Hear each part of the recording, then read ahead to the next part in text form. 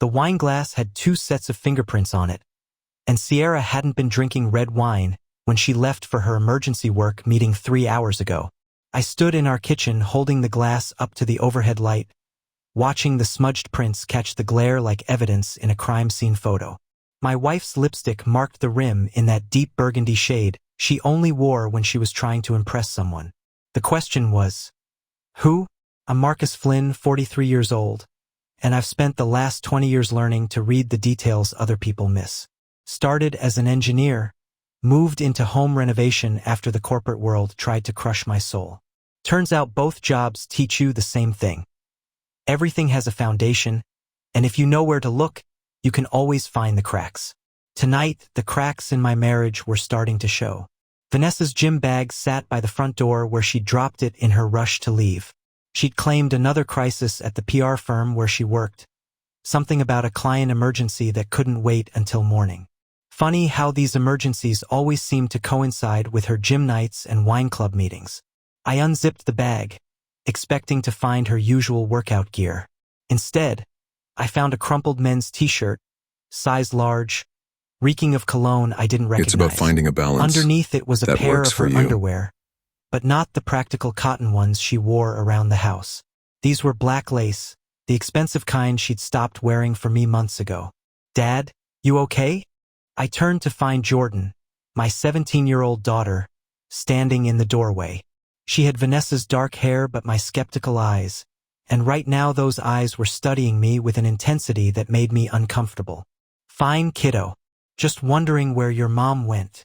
Jordan stepped closer, lowering her voice. Dad, I need to tell you something about Mom. Before she could continue, the doorbell rang. Through the frosted glass, I could see a tall figure shifting nervously on our front porch.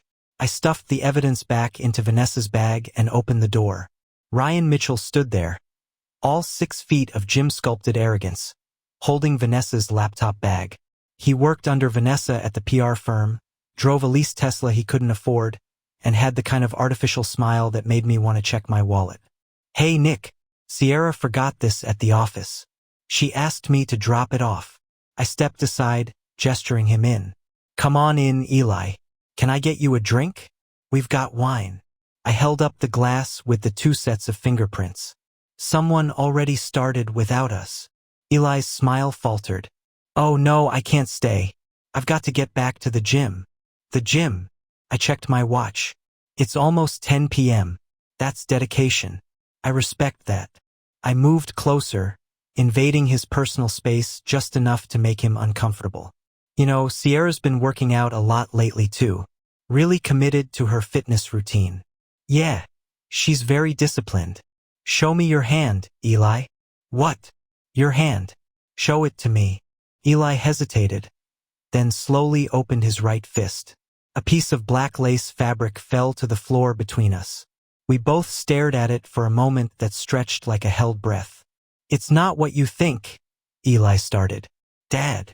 Alex's voice cut through the tension like a blade. She'd been watching from the stairs, and now she descended slowly, her face pale but determined. I need to tell you something. Mom's been lying to both of us. The next morning, I sat in my truck outside the gym at 6 a.m., watching Sierra's car in the parking lot. She'd come home after midnight with a story about working late on damage control for a client's social media crisis. I'd pretended to believe her the same way I'd pretended not to notice Eli's cologne lingering in our hallway after he left. Alex had told me everything the night before. How she'd seen Sierra and Eli together at the mall, holding hands like teenagers. How she'd heard hushed phone conversations that stopped whenever she entered a room. How Sierra had been lying about working late for months. I didn't want to hurt you, Dad, Alex had said, tears in her eyes. But I couldn't watch her do this to you anymore. Now I was done being the oblivious husband. Time to become the hunter. My first stop was Joe's office at the gym. Joe Martinez had been my friend since college, and now he managed this place. More importantly, he had access to the security system. You sure you want to see this? Joe asked, his fingers hovering over the keyboard. Show me. The black and white footage was grainy but clear enough. There was Sierra entering the gym at 7:30 last night. alone. 20 minutes later, Eli arrived. They met near the sauna area, and after looking around to make sure they were alone, they disappeared inside together. Jesus, Nick. I'm sorry, man. I studied the timestamp. 7:30 to 9:15. Almost 2 hours in the sauna while I was home helping Alex with her college applications. Can you make me a copy of this? Joe burned the footage to a USB drive without asking questions. Good friends don't ask questions when your world is falling apart. They just hand you the evidence and offer to help you burn it all down.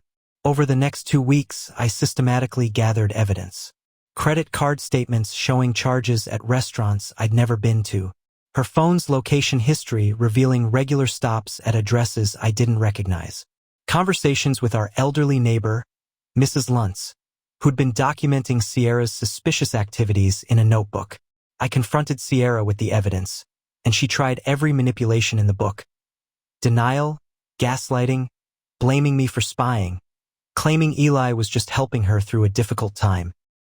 When I offered her a postnuptial agreement forfeiting her rights if caught in an affair, she refused to sign. That's when I knew it was over. The opportunity for justice came at the annual charity gala for Alex's school. Everyone who mattered in our community would be there, including Sierra and her enablers. I'd arranged a special raffle prize and carefully orchestrated what would happen next. At 9 p.m., the event coordinator announced a treasure hunt for the winning ticket. I'd hidden it in Sierra's purse along with a USB drive containing every piece of evidence I'd gathered. Photos, recordings, credit card statements, location data. When someone found the ticket in Sierra's bag, they also discovered the USB drive. Should we see what's on it? The coordinator asked innocently. The screens around the ballroom lit up with images of Sierra and Eli together. Audio recordings of her laughing about how easy it was to fool me. Credit card statements documenting her lies. The entire room fell silent as months of deception played out in high definition. Ladies and gentlemen, I said, taking the microphone, I apologize for interrupting your evening, but I thought you should know the truth about my wife's recent behavior. Sierra screamed. Eli tried to fight me and ended up sprawled across a table of auction items. Security didn't know who to escort out. The carefully orchestrated chaos was beautiful in its destruction. I made a final statement. The scholarship fund will receive an anonymous donation tomorrow to cover any disruption. And Sierra, I'll see you in court. Alex was waiting for me in the parking lot. She hugged me tightly, shaking with relief. Is it over? She asked. It's over. We drove home in comfortable silence, leaving behind the wreckage of Sierra's reputation and the marriage that had died months before I finally buried it.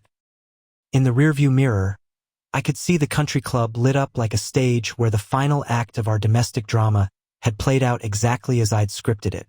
Sierra would recover eventually. She'd find new friends, maybe move to a different town, certainly blame me for everything. But I'd sleep well tonight for the first time in months, knowing the truth was finally out and the lies were over. The house on Houston Road was peaceful again.